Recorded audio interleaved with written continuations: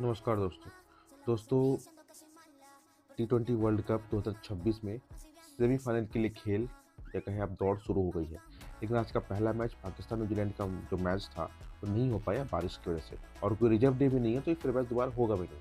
इस मैच की बात करें तो न्यूजीलैंड की बैटिंग स्ट्रॉन्ग है, लेकिन पाकिस्तान की स्पिन अटैक अच्छी थी। खैर ये मैच तो हुआ नहीं, लेकिन उधर पाकिस्तान के पूर्व बॉलर मोहम्मद आमिर ने कहा कि भारत सेमीफाइनल में नहीं जाएगा। क्यों? क्योंकि हमारी बैटिंग कोलैप्स करती है।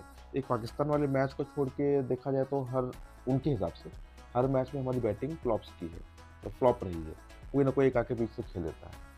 खैर छोड़िए, ये उनकी अपनी राय है, लेकिन हमारी टीम सेमीफाइनल तो छोड़िए फाइनल में भी जाएगी। भारत के साथ चाहे जिसका भी टकराव हो, चाहे अफ्रीका हो या वेस्ट इंडीज हो, फाइनल भारत जाएगा, ये पूरी उम्मीद है, क्योंकि टीम अच्छी खेल रही है। अब उनको जो कहना है उनको कहने दें, डॉक्यूमेंट्री बनाने दें। आप नीचे कमेंट करके जरूर बताएं और वीडियो को लाइक जरूर करें। Good night.